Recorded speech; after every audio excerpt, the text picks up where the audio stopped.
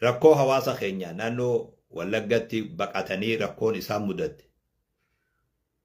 ummata san sheekotiin teenya taa Noorzi Ameerikaa jirtu ummanni sun karaa itti gargaaramu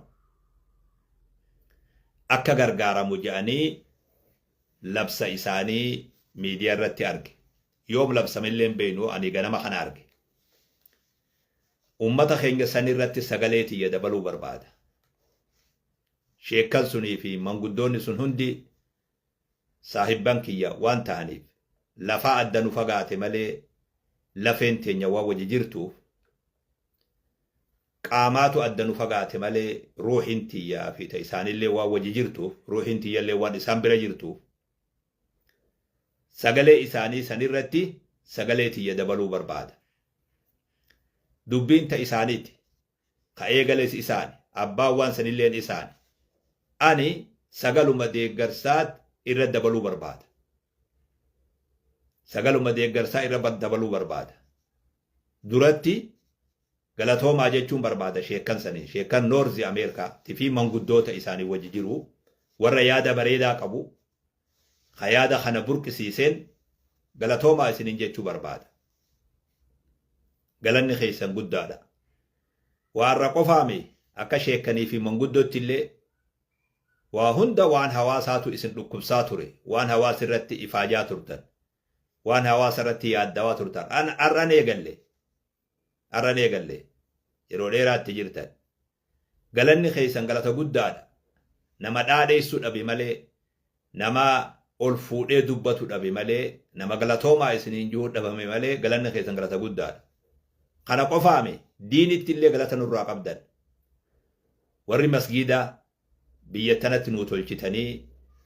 uf nu gargaarsiftan akka uf gargaaru nu gootan dura wareegamtanii karaa nu garsiiftan hojjettanii nu hojjechiiftan galanni keessan guddaadha yoo hawaasni kiyyalleen galata san beekuu baate akkuma nama durallee isiniin jedha anaatoo hawaasa sanirraa bakka bu'ee galatoomaa isiniin jedha akka ijoollee teenya shahaadaan afaaniin banne nu gargaartan akka ijoolleen teenya islaamummaa malee hin guddanne nu gargaartan kanuma nutilleen hedduu isin wajjin dhaabbatin kaynumaa yeroo garii komii adda addaa isinirra dhiheessinu sabbartaniituma ilmaan keenya wajji dhaabbattan jazaatana rabbiin isin yaa kafalu jechuu barbaada hawaasa keenyaaf dhaamsin dhaamu yoo jiraate labsii sheekan keenyaa fi manguddoon teenya warri masgiid Bilaali fi masgiid Bilaal Kalgaarii fi akkuma kana Taqwaa fi akkuma kana warri ani argin Ansaarii fi namoonni biroos jiraatun mala akkuma kana obboleeyyan kiyya obboleessi keenya Seeful Islaamii fi warreen adda addaa akka dhuunfatti illee warri markaza adda adda irra jirtan kanneen asirratti sagalee teessan dhaga'ee fi kan hin dhaga'in illeen wanni isin jirtan sun waan bareedaa hawaasa keenya waan hin jiru wanni sun waan bareedaa haa qoodarraa fudhannu warra sanii wajji haa dhaabbannu yaamina isaanii jalaa haa owwaannu yaamina isaan yaaman akka humna teenyatti duraan illee tana waa isinitti himanii tana isinitti himuu jechuun nama inni qabareetti du'a hime jechuudha nama inni ufiifuu qabrii qotee awwaalee abalu du'e jedhanii itti himuu taya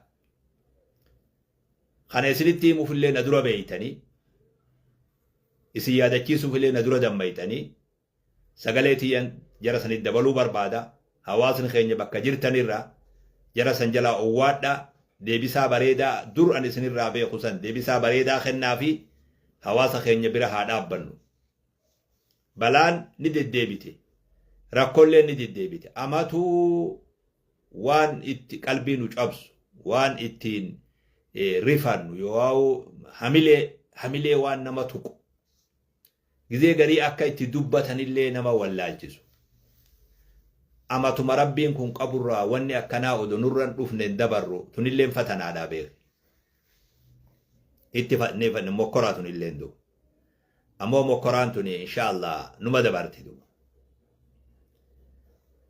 karaa adda addaatiin tuttuqaan adda addaa akkanuma wanni qalbii nama cabsu jirti biyyuma takka keessatti daangaan biyya takka keessa daangaan jiru waa takkaan dhageenye biyyi takka daangaa biyyuma oollaa sii wajji daangaa qabdi malee hawaasumti biyyuma takka keessa qubatu daangaa adda addaan qabu daangaa sanirratti namni lolamu yoo ajjeefamu yoo ari'amu aqlii nama qabu biratti takkaa waan akkanaa rabbiin dhageessimne biyya dowlaa takkittii keessa namni daangaan biyya takkaa oolluma siiti malee nama asumaa daangaa ufii tolfate irratti lubbuu walii balleeysee wal cinqee qabeenya walii balleeysee qabeenya irraa wal buqqaasu takkaan dhageenya asitti nu biratti malee namoonni kun hundi aqlii ufitti deebi'ee namni qaamni dhimmi isa laalchisu waan akkanaa adabachiisee wanni tuni deemtee jeeqaman fakkaanneef waan nama saaxiltuuf rakkoon fakkaanneef hulaa bantuuf waan kun oduu isiin hin cimne adabachiisuun dirqama nama dhimmi isa laalchisuuti. Dirqama nama dhimmi laalchisuuti. Kanaafuu rakkoon amma hawaasa keenya baqataa san mudatte karaa Wallaggatti waan gargaaramuu qabu waan bira dhaabbatamuu qabu hawaasa kiyya kaa lallabe santu anillee hirribaa na kaase deeggarsa isaanii sagalee isaanii ta'uu isaanii sanirratti dabaluu barbaade hawaasni keenya bakka jirtanirraa bira haa dhaabbannu waan isaan nu yaaman san jalaa haa owwaannu waan dandeenyin haa tattaaffii goonu rabbiin keenya subhaanahu wa ta'ala inna allaha baaliqu amrihi qad ja'ala allahu likulli shay'in qadra amriin numa biratti akkana fakkaatti malee rabbii keenya biratti laaftuudha rabbiin waa hunda dhaqqabaadha dandayaadha qad ja'ala allahu likulli shay'in qadra waa hundaafuu daangaa godhee jira wanni hundi daangaa qabdi kullu amri mustaqir je bakkatti dhaabbattu qabdi daangaa qabdi hanga daangaa ofii san geessu immoo numa sossooti numa rooraati rabbii keenya bira haga inni dhaabbuun isaa geessutti numa sossooti ammoo dhaabbuun rabbii gaafa geessu wanni hundi ni dhaabbatti rakkolleen daangaa qabdi wanni hundi daangaa itti dhaabbattu qabdi rabbiin hawaasa keenya irraa daangaa rakkoodhaa ta cinqii ta lolaa ta buqqa'insaa rabbiin daangaa irratti haa taasisu jechuu rabbi irraa kadhachaa hawaasa keenya sheekan keenya manguddoo teenya warra labsii labsisan warra san bira haa dhaabbannuun itti deebi'e isiniin ja'a warra sanii wajji haa dhaabbannu haa gargaarru haa bira dhaabbannu obboleeyyan keenya haa gargaarru isiniin jechuu fi obboleeyyan kiyya santu anillee na dammayse sagalee tiyya isaanitti dabaluudhaaf tattaaffii godhee nagaa rabbii keessa naa jiraadhaa gargaarsi rabbii isin wajji haa jiraatu tikni isalleen isin wajji haa jiraatu hamtuu rabbii isinirra haa qabu maatii fi ilmaanii fi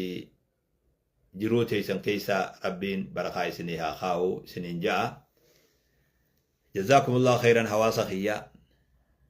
naa jiraadhaa akka gaariitti jiruu bareedduu rabbi isin haa jiraachisu isiniin ja'a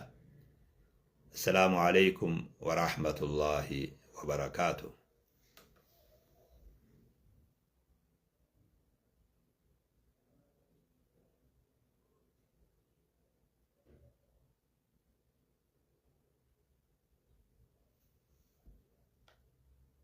Mm-hmm.